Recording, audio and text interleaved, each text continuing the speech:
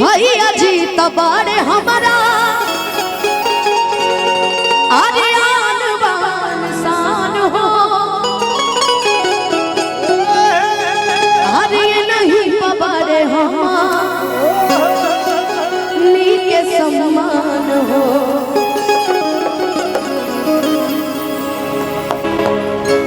कि इनकरा मोदी जी ता प्यार करत जोर शोर बड़े उपेंद्र भैया अभी हम उपेंद्र भैया के कहते हैं कि बड़का भैया जी से सबके प्यार जोर शोर उपेंद्र भैया केहू खातिर नेता हवन केहू खातिर मार्गदर्शक हवन बगैर हमनी खातिर एगो गार्जियन हवन कि जीवन में बलिया में हमने के कोनो दिक्कत ना हो सकेला। एक बार भइल रहे तो फोन कर कहले रही उपेंद्र भैया के ता ऐसे जीवन में बहुत सारा ऐसा लोग बा लेकिन उपेंद्र भैया के जो स्थान बा जीवन में वो सबसे अलग बा हमेशा रही कि भैया के चर्चा ये हवा होत जोर शोर नेता पे जोर हो कि जैसन सोचले रहनी उपेंद्र भैया मोर घोड़े छर हर पाता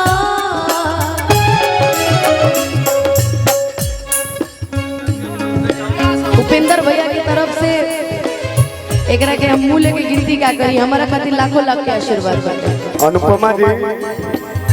अमरनाथ भैया के सौजन्य से तानी लोग के बोल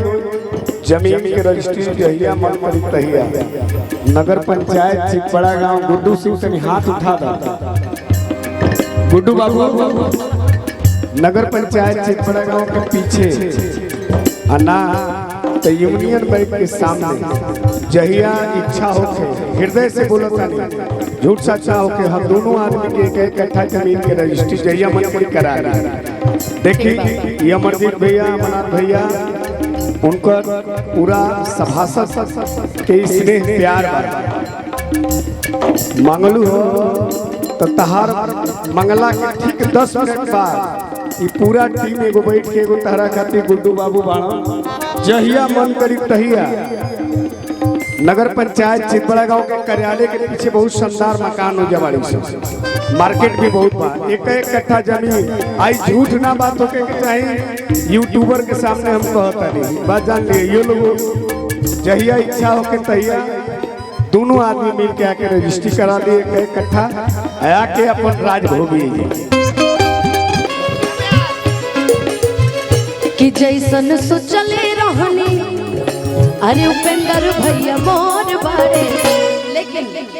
सुशील मामा से बेजो बारे हो कि जैसन सोचले रहनी भैया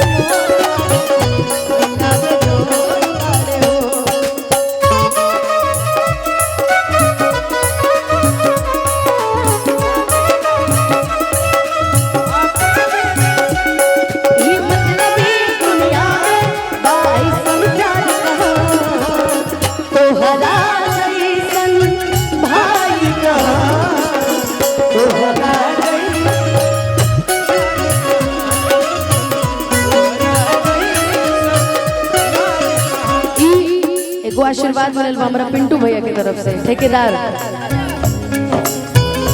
कौन नाम रहे यार भुला गए रहे बीजीएम म्यूजिक मिक्कू सिंह जी लखनऊ यहाँ की तरफ से हजारों हजार के रुपए के आशीर्वाद मिलल रहे 500 गोलुआ घपला कर ले लेबा 500 दे लेबा बता दे नहीं अब दोबारा मत कहिए जैसन सोचले रहनी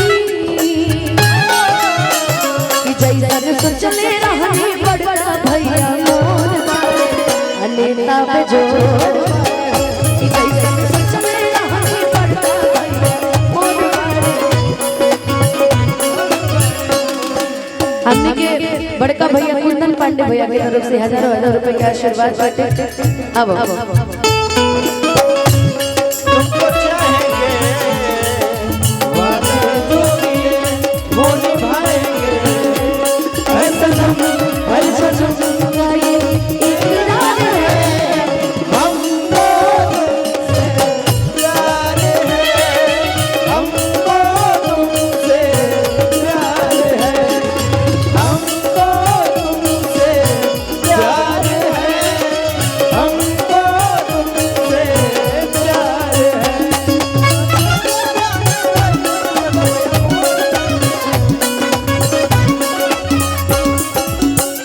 अमरजीत भैया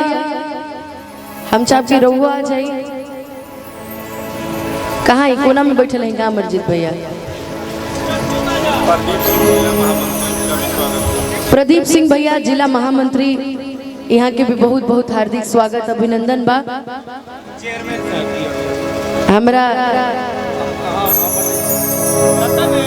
हमरा बड़का भैया अमरजीत भैया की तरफ से भाई 20,000 के आशीर्वाद बा, 19,500 बकाया बा।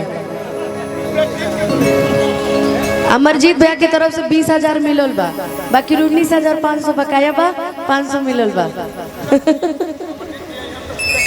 बिल्कुल बिल्कुल। अब का हम तो चाहब कि हर एक क्षेत्र में हमारा अमरजीत भैया के ऐसा घर रह, आज में एक घर में हमने क्या के रहल जैसा। जब कभी बलिया आना है भैया के यहाँ रुकना है, क्या बोलू, एक कमरे में फिक्स करवा लेवे के, ठीक रही नु सैनो।